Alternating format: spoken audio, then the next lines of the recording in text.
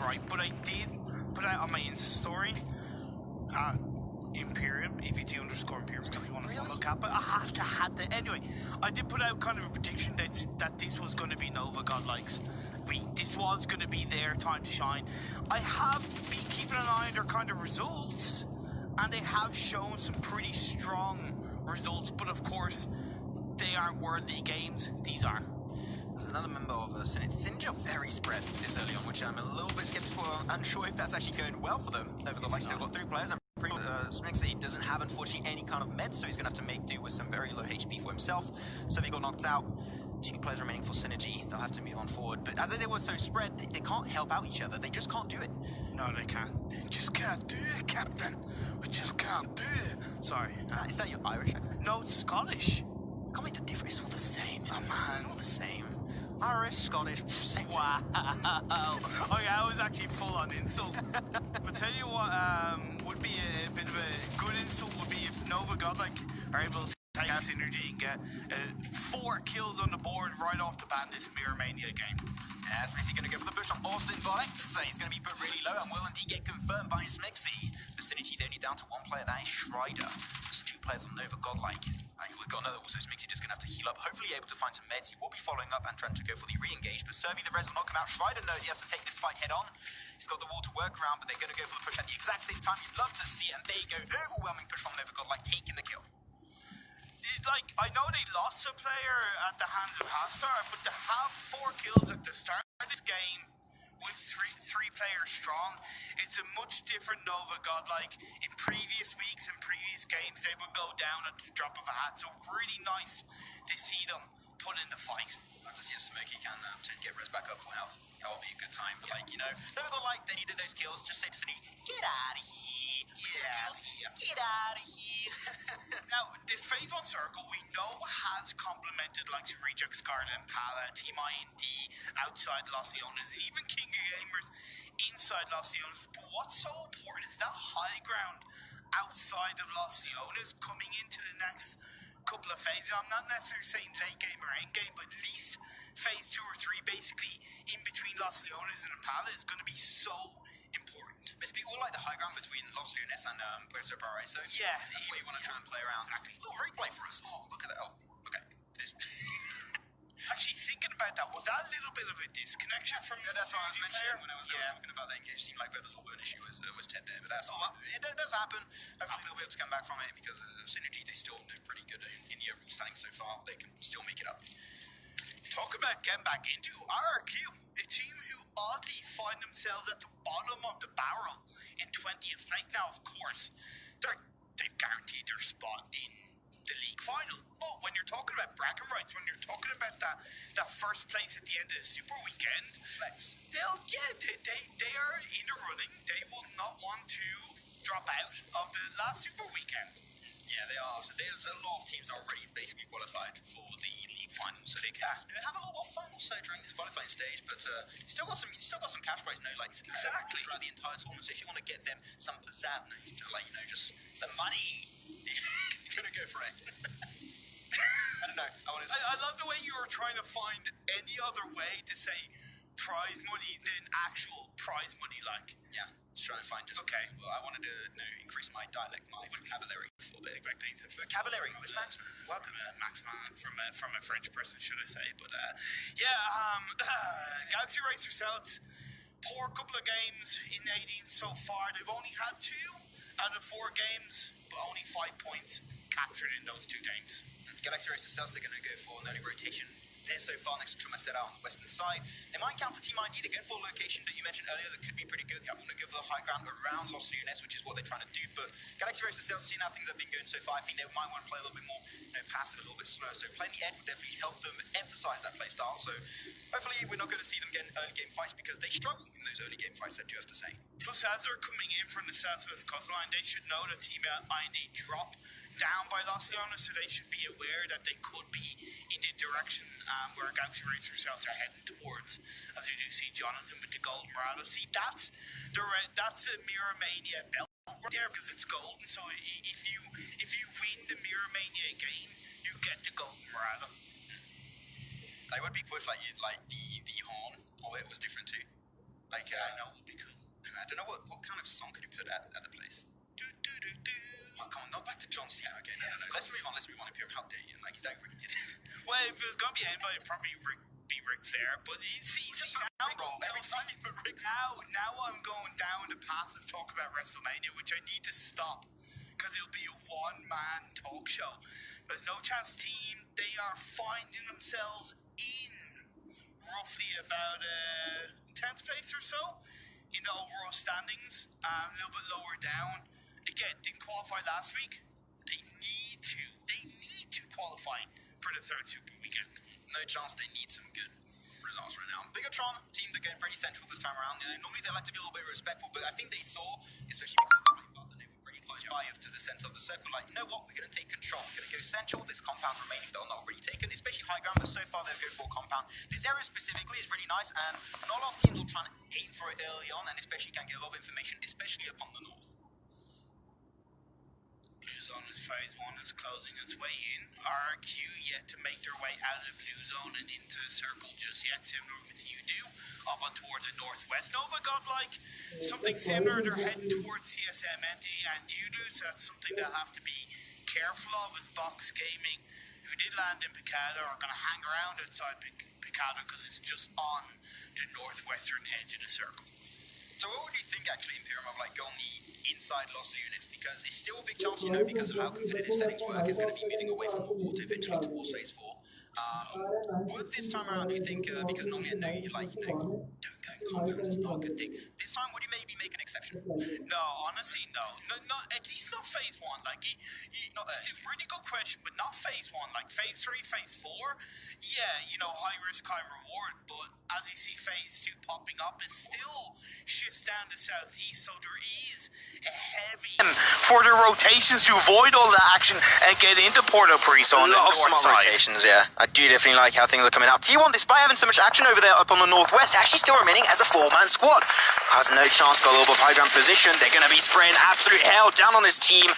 Getting a little bit of pepper spray onto T1. Says that P will get confirmed. The car explodes. T1 absolutely struggling in this engagement as Box Gaming do also get eliminated. A lot of teams are going to die in the north, which is what's happening still at this point in time. Yeah, there was also Team IND putting pressure onto T1 as well, but credit to T1. They're down on the side of the dip. They're at least a little bit protected, trying to get those revives off after pulling out those smokes. As the blue zone closes in on phase 4, phase 5 is going to be ramping up. Will it go north towards Porto Pariso, or will it go down to south? I'm actually going to say it's going to head towards King of Gamers and RQ. Two teams have positioned themselves very fantastically coming into this late game. Yeah, especially like King of Gamers. They position late game, like they read the circle pretty well, or they got the circle magnet. I think it's a little bit of 50-50 split between those two things, but no chance, still got the high ground under control. They're now in circle for the first time in the last few phases. They can start and relax a little bit and see where the next phase will indeed take them to. But yeah, why is it big? Yeah. Just BTR, they're still holding on. They have 2 members strong coming in. They're going to go into Porto Pariso and actually split up 1-1, just to try and make their way in the north, but no chance team onto T1. The pressure just doesn't let up. You can especially see the big fight between Bigatron and TSMNC happening. Nova Godlike also pretty central in the compound, getting a lot of information on teams uphill. The circle's going to go once again, and it goes on the coastal line. Puerto Paraiso, baby. Some intrigue and finishes will be happening. But King of Gamers, the circle, they're going to have to go downhill. This could be the golden opportunity for RQ Athena to pick up a lot of frags. Well, because they're doing it early, they might be able to get away with it. But of course, time will tell. The perfect moment will have to be executed on that rotation. And you talked about that coastline. It's also because it's that beachfront area, which has no real protection. It's all flat land. You are dead square out in the open. Utility is going to be your best friend in the late stages. That's why I happened to mention earlier, right? You want to be on the extremities of Puerto Paraiso, not inside. Now all the teams that are in the middle, like TSM Entity, you're going to have you level up, Reject Scarlet, Bigatron, and even Nova Godlike. They are going to struggle to find a position in the circle because they got to make it through Galaxy Race themselves, King of Gamers, even RQ that could still get involved at a distance. But fight versus FreeStyle and No Chance will be happening. No Chance going to be slowly tumbling down into the compound. And FreeStyle, they got the advantage so far because they got the compound. But FreeStyle putting a lot of damage down onto No Chance. Both these teams are outside the circle. You haven't got long until this blue zone starts closing in. Don't forget, we still have 12 teams up or so, which means that even if one of these teams do survive, there's a high chance they're not going to get A lot of placement points as we see Choco Nudex putting the pressure on. Oh, we saw Choco Nudex got himself a nice double grenade. He got one on UD earlier, got another one onto FreeStyle, and now he's looking for more bloodshed onto FreeStyle. But actually, no, I take that one back. He's going to be leaving the scene entirely. He does not want to get involved. He's going to be tumbling down the kill, leaving Kashif behind. But maybe he can go for the backstab. He's going to get the angle onto Choco. Next, the car's going to be Fumi, has to jump out. This is the opportunity for Kashif, and there you go, it's thrown away. But that's okay, right? Because now No Chance team are under more pressure as they crash their way into the warehouse. But Galaxy Racer Cell says, this is our house. You're going nowhere. Still a great game from No Chance team. No Chance are like, you know what, if we're going to do a breach, a last second breach, we're going to do it in style. And they tried their best, but at the end it was just a little bit too much for them to go down here and a little bit hard to execute. But that's okay. But the circle's still closing up around these squads. Now, because you mentioned it, we have so many teams still alive, 10 so far in this game, because there are so many separate buildings remaining in Puerto Paraíso, but it's going to be ending up very soon. And this is just a golden game for RRQ. They are looking to capture this Miramania moment. They're the only team on the southern tip of the circle. Grenade being thrown out by Nova. Godlike, they're still up as a 3-man team. Few nice shots, you know exactly where Team ID currently are. They're all also packed in the same area, but King of Gamers, they can't push easily on Team ID because all the teams down below on the coastal line, they have easy shots and insight on where this team is currently trying to push from as Reject Scarlet get taken out. Now down to single digits. 9 teams still in this game, but Bigatron was that one player is still alive, gonna have to run it out versus Nova Godlike. Things are interesting, but it's still gonna be a little bit hard as Bigatron unfortunately get taken out. But the circle shift is, boy oh boy, extremely harsh. It's split 50-50 by the road, the hillside and the coastline. Now, of course, that coastline is good for protecting the teams down south against the likes of King of Gamers. But RRQ have to try to eliminate or get rid of the likes of FreeStyle, Galaxy Racer Cells, Nova Godlike, TSM, and You Level Up before. I don't know what happened before RRQ can hold on to a safe Southside position. Yes, Clutch God be like, I'm not going to give you the honor of killing us, I'll do it myself, you know. It's okay.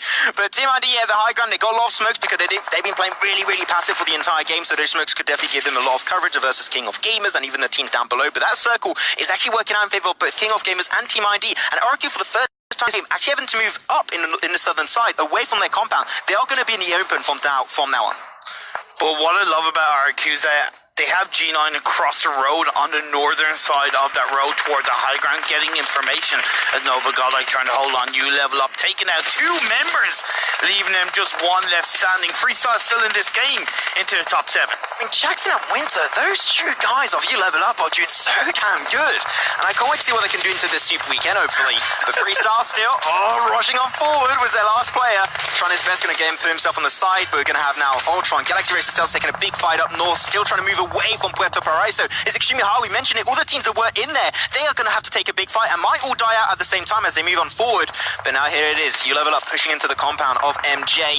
He's the last standing player so far in that specific area of Galaxy Racer Cells. It's going to be hard on him, but can he make the plays happen versus You Level Up? But that's okay, because the other 2 members of Galaxy Racer Cells are actually inside the circle, so this is okay. This is actually helping to create space for Galaxy Racer Cells. Might be worth it to just lose 1 member if you make sure that you can't get hit from the back and get rid of You Level Up. Definitely could be a stonker performance.